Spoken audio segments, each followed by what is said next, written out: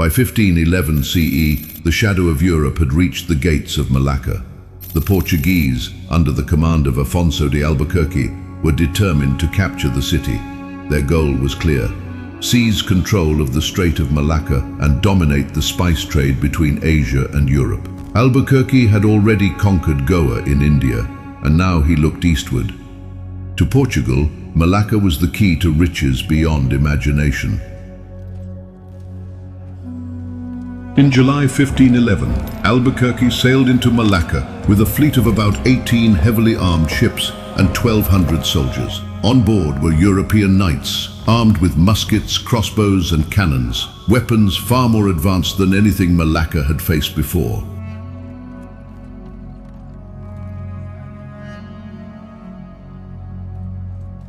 The Portuguese also carried Indian and Malay mercenaries to fight alongside them. Malacca, under Sultan Mahmud Shah, seemed prepared with a larger army, nearly 20,000 soldiers including Malays, Javanese, Arabs and fighters from nearby lands. They even had 2,000 war elephants and a navy of swift vessels.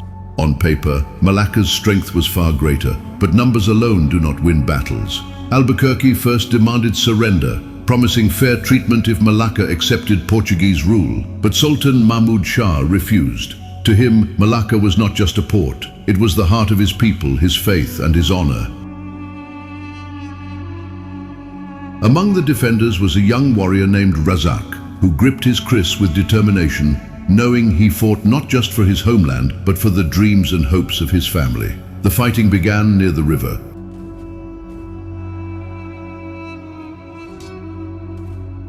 Malaccan warriors charged with spears, krisses and bows, their elephants thundering forward. Razak's heart pounded as he ran alongside his fellow warriors, the ground shaking beneath their feet.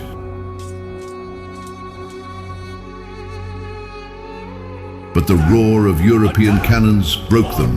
Razak felt a mix of fear and defiance as the elephants panicked under the blasts, turning back and trampling their own men. Portuguese muskets cut through Malacca's defenses, volley after volley. For weeks, the battle raged. The Portuguese stormed stockades and barricades around the harbor. Malacca's defenders fought with courage from rooftops, mosques and narrow alleys, turning every corner into a battlefield. The invaders burned ships in the harbor, cutting off escape, while markets and houses went up in flames. Smoke choked the air, and cries of women and children echoed across the city. Malaccan fighters launched ambushes in the dark, striking with bravery, but the thunder of Portuguese cannons was relentless. On August 24, 1511, Albuquerque gave the final order. His troops stormed the main bridge into the heart of the city, fighting street by street, house by house. Despite fierce resistance, Malacca's defenses collapsed. By the end of the day, the Portuguese flag rose over the city. Sultan Mahmud Shah fled with his family and loyal followers, carrying what treasures he could.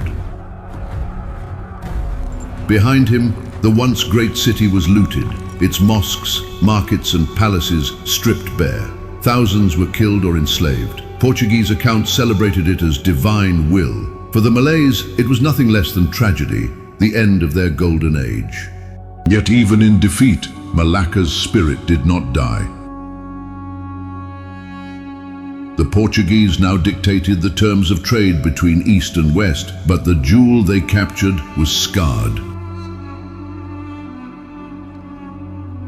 Its streets soaked in blood, and for the Malays, the story was far from over. Successor states rose in Johor, Perak and Pahang, keeping the flame of resistance alive. The memory of that final fight, of warriors who stood with faith and steel against the cannons of Europe, lived on, becoming legend. The fall of Malacca in 1511 CE was not the end of the story. It was the beginning of a new one. The Sultan fled, the people mourned, and the golden age of the Malay world was brought to its knees. But the city did not sleep. From the ashes of the Sultanate, a new power rose, not local, not Asian, but European. The Portuguese planted their flag upon the walls of Malacca. They came not as traders, but as conquerors. They came with cannons, muskets, and the ambition to control the very lifeline of Asia, the spice trade.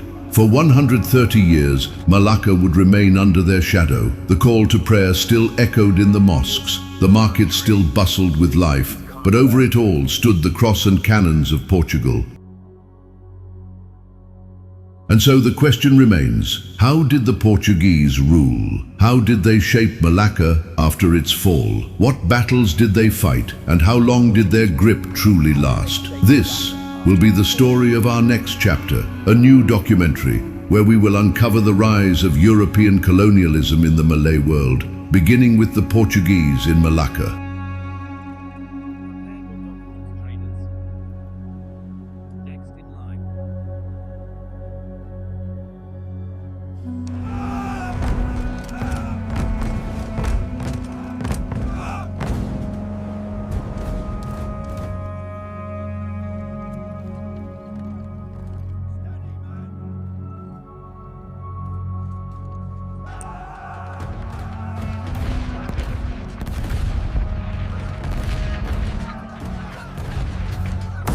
Cannons! Load the powder! Steady, men!